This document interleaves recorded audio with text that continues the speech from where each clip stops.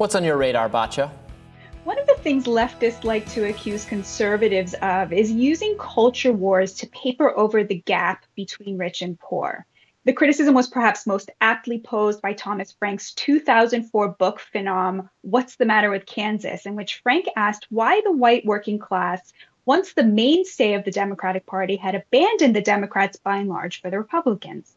Frank saw this as a deep mystery, given that, according to Frank, the Democrats represent working class economic interests in the form of welfare and government entitlements, while the Republicans are the party of the rich bosses. How could the workers have jumped ship for the party of their chief antagonists? Frank's answer? Culture wars. By focusing the attention of the working class on cultural battles that united them with rich conservatives, right-wing influencers were able to distract them from the economic battle that pitted them against the rich. For Frank, the working class was fed a steady diet of conservative media hype about the sneering, elitist, godless Democrats that was so delicious as to be worth sacrificing their children's futures to it. If his book were written today, he might have called it, Let Them Eat Outrage Over Drag Queen Story Hour. The problem with Frank's analysis is that the Democrats have long ceased to represent working class interests. Their focus of late has been on the dependent poor, whose interests come at the expense of the working class. Indeed, many working class Americans view welfare as anathema to their economic interests, something one struggles to explain to leftists to this day. But though Frank didn't really understand the working class, his analysis goes a long way toward explaining a phenomenon that's alive and well on the left these days. It is the left today that is engaged in a culture war that's erased the class difference separating the upper middle class professional caste from the billionaire set. That cultural front is environmentalism, and it does exactly what liberals like to accuse the conservative culture wars of doing. It gets the top 20% to look at the 1%ers at Davos, and instead of seeing a political rival, seeing a cultural ally. The class that used to represent a middle-class challenge to the power of the nobility has come to protect it in the name of fighting climate change. How else could you explain the lack of outrage on the left over the private jet set literally fossil fueling their way to their climate conferences? Surely a movement that was both left-wing and truly cared about the climate would focus its ire on billionaire hypocrisy, conspicuous consumption, and pollution. Private jet emissions quadrupled during the World Economic Forum, Greenpeace reported, the result of 150 private jets flying into Davos. Yet, when asked about banning private jets, environmental paragon Greta Thunberg just smiled and made a joke. Why won't you condemn private jets? Have you ever been on a private jet even once? I own 100 private jets. Well, have you been on, how about once? Have you ever been on a private jet? All the time, yes. I wonder why you won't answer me in a straight answer. 4 years ago, Congresswoman Alexandria Ocasio-Cortez reacted similarly when asked whether her Green New Deal would include a ban on private jets. Just a real quick, I'm curious.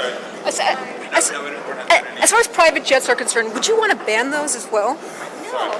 No.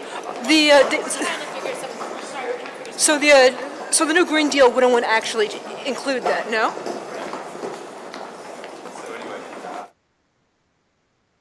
Meanwhile, U.S. climate envoy John Kerry, who took a private jet to accept a climate change award a few years ago, blatantly lied to a reporter who asked him about it. Do you think that the high price of natural gas is actually a helpful thing to get people to transition to a green economy? I'd love to talk about it, but I just can't do it on the run. How can you justify being here when you yourself take private jets? Can you answer that? But you've taken a private jet before. No, but you've taken a private jet before to collect a climate change award. You have done that. I fly commercially, exclusively. Exclusively. Apparently, he thinks we forgot that just 2 years ago, he defended flying private as, quote, the only choice for someone like me. On that issue, pollution, I understand that you came here with a private jet. Is that an environmental way to travel? If you offset your carbon, it's the only choice for somebody like me who is traveling the world to win this battle. Instead of banning private jets, they want to ban gas stoves and give subsidies to people who can afford an electric car, the average sticker price of which is $60,000. They fly private jets, but they want to ban gas cars and egg on wars that result in exploding gas prices. And they brag that the higher prices will help bring about the green revolution. The connection between climate change as a top-ranking issue and the kind of economic privilege secured by an elite education has been substantiated in poll after poll. America's professional elites routinely rank climate change as a top voting issue as opposed to Americans overall. And the more educated you are, the more likely you are to think that, quote, human activity contributes a great deal to climate change. Naturally, there is a big overlap between being college educated and being a Democrat. Yet, as with so much of leftist policy these days, it's the working class who is paying for the pieties of the privileged. In California, households with incomes 80% higher than the national average have been dictating environmental policy that has resulted in energy poverty for millions of lower income Californians, especially Blacks and Hispanics. Instead of the Green New Deal, we got the Green Jim Crow, as environmental lawyer Jennifer Hernandez put it, a new redlining based on who can afford to pay for liberal pieties. This environmental injustice is then justified with apocalyptic language about the world coming to an end. As Congresswoman Ocasio-Cortez put it, the world is going to end in 12 years if we don't address climate change, and your biggest issue is how are we going to pay for it? The eschatology of the Green Movement is a magic trick that transforms the self-interest and self-regard of progressive elites into virtue and simultaneously fills in the chasm separating the billionaire class from the professional one. Like their over-credentialed elite educations, environmentalism lubricates the terrain between them, creating a slippery class solidarity between billionaires and professionals on cultural terms. This is especially ironic given that it is over-credentialed elites who make the most anti-billionaire noise. While working-class Americans often admire billionaires for their success and see them as job creators, it is the professional class who make up the top 5th percentile that is full of resentment for the super rich. But instead of a challenge to billionaire power, which stems from the same system that has empowered them over the working class, the overeducated left seeks a share of the wealth in the form of indulgences, the popular slogan, tax the rich, emblazoned on their $2,000 garments. Next, it will be written across the hull of their private jets, I'm saving the planet, I paid the bribe. The joke is, of course, that billionaires are only too happy to pay the fine, which does more to protect their status than it does to redistribute power. Because those taxes don't translate into good jobs for the working class. They translate into entitlements for the poor, something the working class rejected the Democrats over decades ago. They want independence. They know that power comes from economic autonomy, not from handouts. You cannot tax your way to good paying jobs. At the end of the day, as Ralph Schulheimer put it so well, the Green Movement is not about saving the planet, but rather, quote, a crisis of meaning for the affluent. It isn't about the environment, writes Schulheimer. It's about the boredom of the bourgeoisie, and they don't care who has to pay to alleviate it. Or, in other words, for us, private jets, for you, the bus.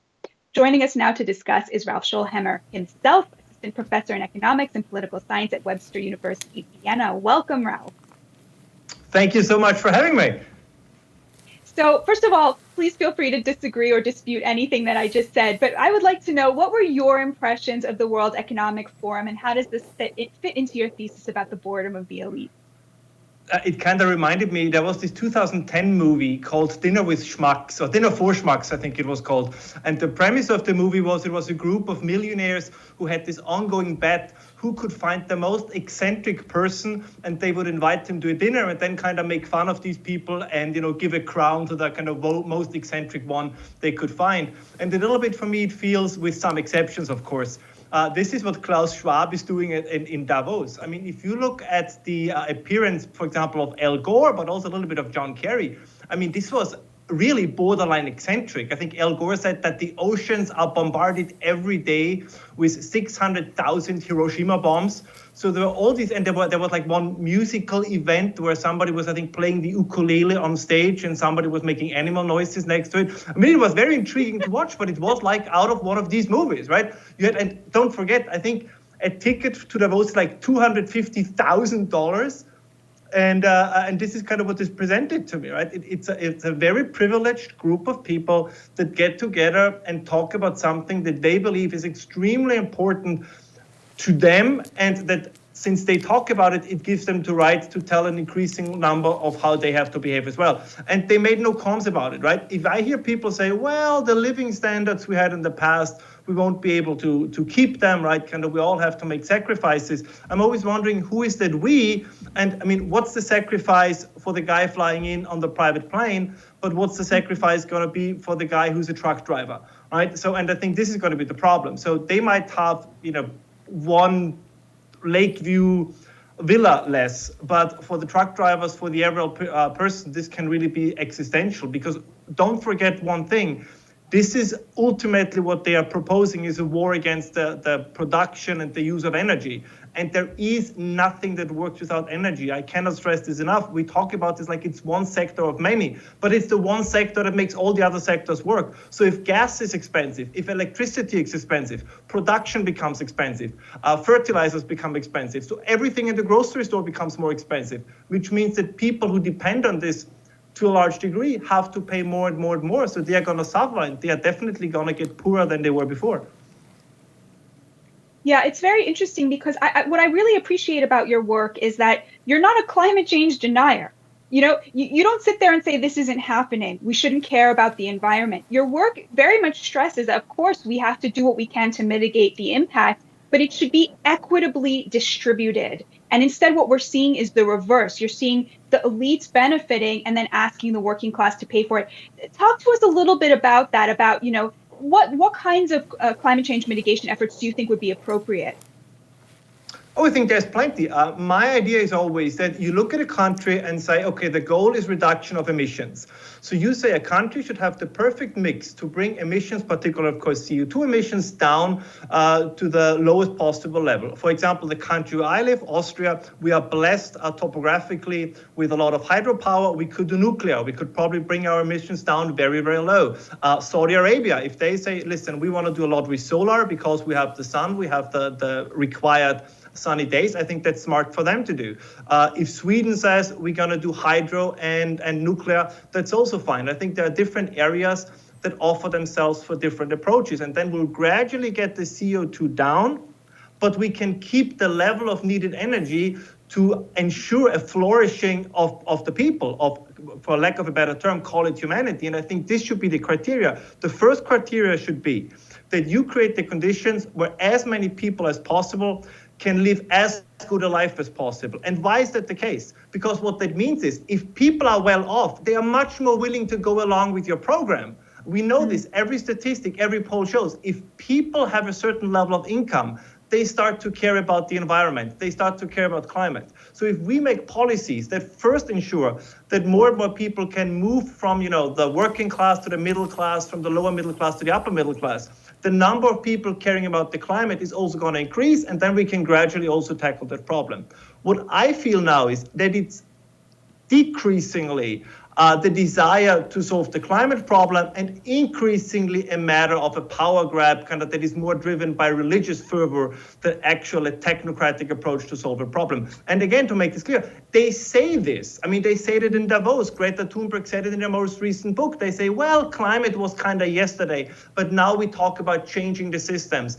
We have to address global injustices. So it's the rhetoric has now switched. They sound much more like either you can call them Martin Lutheran reformists or early Bolsheviks. That's much more like, in some way, but I hesitate to use that comparison, but any totalitarian movement in the sense, right, that says, well, we had this one problem, but in order to solve it, we have to control your life entirely. What I mean by this is, they suggested, I think they said, one idea is that everybody has a 3 ton per year CO2 allowance. By the way, the average German uses 10 tons of CO2 per year, so they had to reduce their living standards by 2/3.